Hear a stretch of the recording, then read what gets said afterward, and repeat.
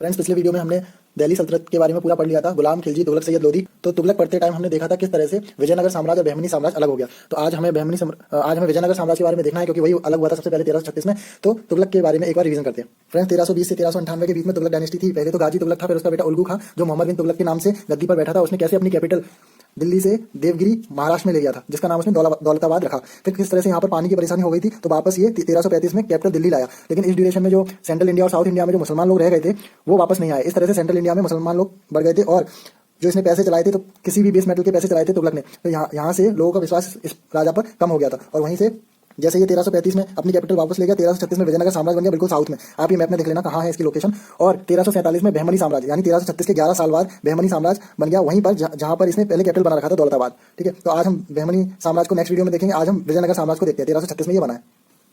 इसका time period है 1336 से 1636। 1636 नहीं है, 3 काट के 4 लिख देना। 1336 से 1646 तक, ठीक है, एडी।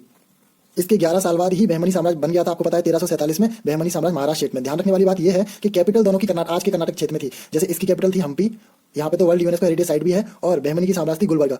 बहमनी की कैपिटल थी गुलबर्गा, जिसको हम नेक्स्ट वीडियो में देखेंगे। फिलहाल हम हम्पी को देखते हैं जो इसकी कैपिटल है। फ्रेंड्स, विजयनगर साम्राज्य जब शुरुआत हुई थी, तो यहाँ पे संगम डायनेस्टी ने शुरुआत की थी।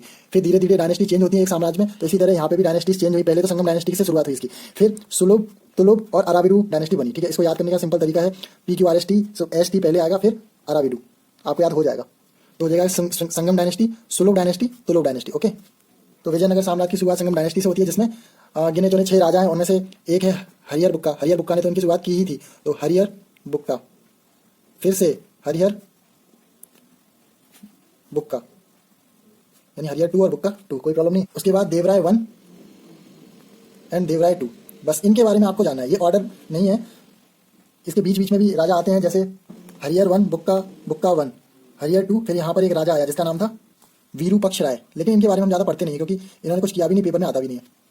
देवराय 2 का असली नाम था इमाडी देवराय। ओके, हर चीज़ का मतलब है, बस आप एक बार देखते जाइए।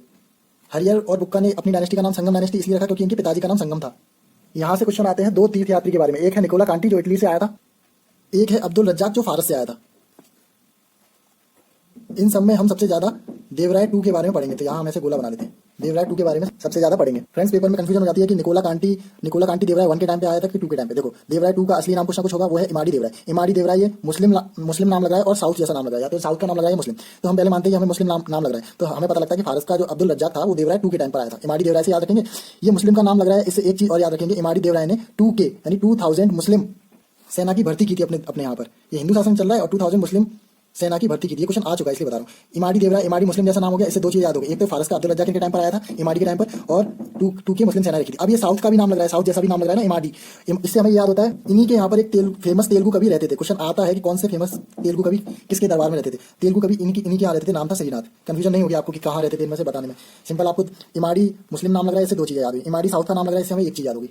इसलिए मैंने इतनी बड़ी जगह बनाई थी देवराय 2 में, यानी इमाडी देवराय में, कि ज्यादा चीजें इसी में है। ओके, ज्यादा चीजें हैं तो एक चीज आप याद रखो, सुधा निधि और ब्रह्मा सूत्र पर भाष्य लिखा था इन्होंने।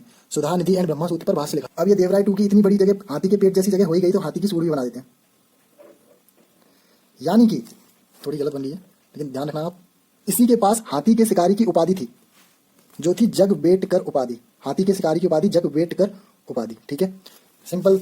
विजयनगर साम्राज्य की स्थापना हरिहर बुक्का ने की थी। पहली डायनेस्टी संगम डायनेस्टी थी। नाम याद करने ही नहीं है, क्योंकि हरिहर बुक्का तो 4 ही हो गए, देवराय 1 देवराय 2 हो गया। 2 लोग आए थे बाहर से, एक था निकोला कांटी और एक था अब्दुल रजाक। देवराय 2 का नाम इमाडी देवराय है। इमाडी नाम मुस्लिम लग रहा है और साउथ का लग रहा है, तो इससे हमने ये क्लियर कर लिया कि इनके टाइम पर फारसी का अब्दुल रजाक आया था, निकोला कांटी ऊपर देवराय में आ जाएगा। फिर ये मुस्लिम नाम से हमने एक चीज और याद रखी, इन्होंने 2000 मुस्लिम सेना की भर्ती की थी। अब ये साउथ का नाम लगाया, तो साउथ का तेलुगु कवि, महान तेलुगु कवि श्रीनाथ इन्हीं के यहाँ पर थे। फिर ये जब इतनी जगह भर गई हाथी के पेट जैसी, तो हमें इससे याद हो गया हाथी के शिकारी की उपाधि जगबेटकर उपाधि इन्हीं को दी गई थी, देवराय 2 को।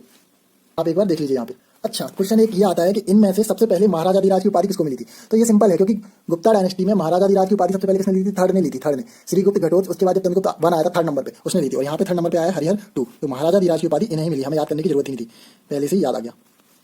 तो फिर बुक्का 1 ने कौन सी उपाधि ले रखी थी, इन्होंने ले रखी वेद मार्ग प्रतिष्ठापक की उपाधि। फिर आती है सुलभ डायनेस्टी। इसके बारे में हमें कुछ पढ़ना नहीं पड़ता, बस इसका टाइम 1485 से 1506 है, ये देखना पड़ता है। और इसके फाउंडर का नाम है वीर नरसिंह, ये याद रखना है। इसके बाद आता है तुलुब डायनेस्टी। ये सुलभ वंश की स्थापना सुलभ नरसिंह ने की थी। तुलुब वंश की स्थापना वीर नरसिंह ने की थी। ठीक है, ये मैंने जानबूझ के किया है जिससे याद रहे, क्योंकि आप समझ जाएंगे एक बार पढ़ेंगे पूरा। तो यहाँ पे एक महान शासक है 1509 से 1530 के बीच में, जिसका नाम है कृष्ण देव राय। ओके। विजयनगर साम्राज्य के एक शासक को बाबरनामा में सबसे मतलब इस देश का भारत का सबसे शक्तिशाली शासक बताया, सबसे दिग्गज शासक बताया। वो यही है कृष्णदेव राय। अगर आपको वैसे याद ना हो तो टाइम पीरियड से याद कर लीजिए। बाबर 1526 से 1530 में रहता है, उस टाइम पर यही था कृष्णदेव राय। तो बाबरनामा में इसको सबसे महान और दिग्गज शासक बताया पूरे भारत का।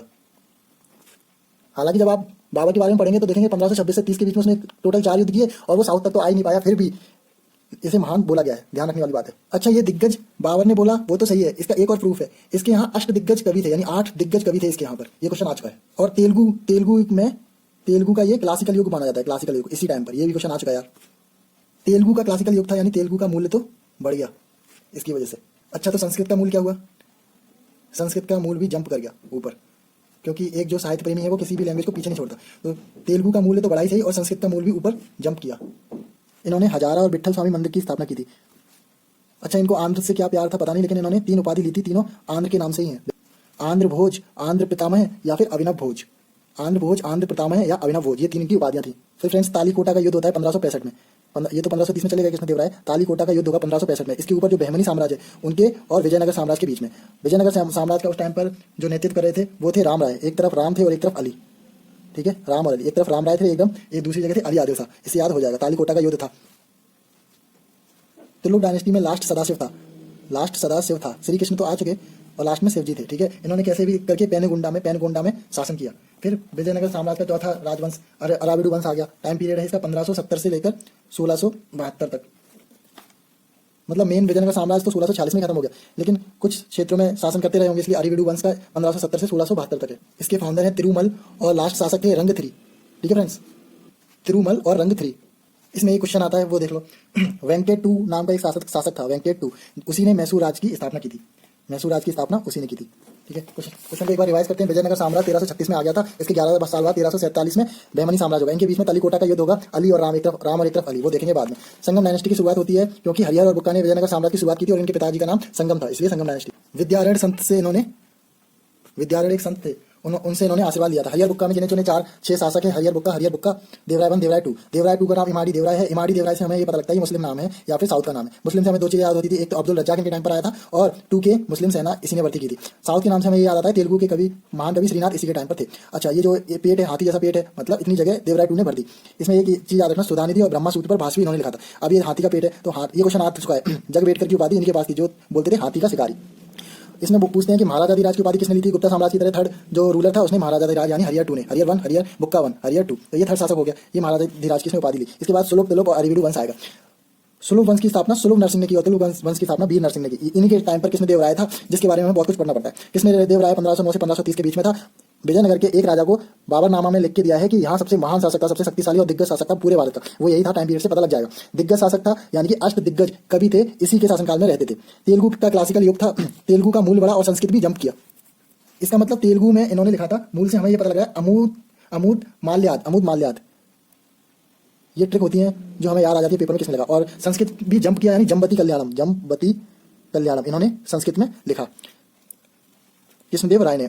इसके बाद हजारा और विट्ठल स्वामी मंदिर बनवाया था। कृष्णदेव राय की 3 उपाधि थी, एक थी अभिनव भोज, आंध्र भोज और आंध्र पितामह, 3 थी। ठीक है, तालीकोटा का युद्ध हुआ, एक तरफ अली, एक तरफ राम हिंदुओं की तरफ, अली उन लोगों की तरफ, बहमनी साम्राज्य की तरफ। कैसे भी करके सदाशिव ने संभाला। सदाशिव इसका लास्ट था तुलुप का। उसके बाद अरिविडु आया, पहला था तिरुमल, लास्ट था रंगथरी, लेकिन वेंकट 2 इसमें इंपॉर्टेंट है क्योंकि मैसूर राज की स्थापना की थी। एक बार वीडियो देखना, 8, 10, 11 मिनट होगा, हो जाएगा। Thank you.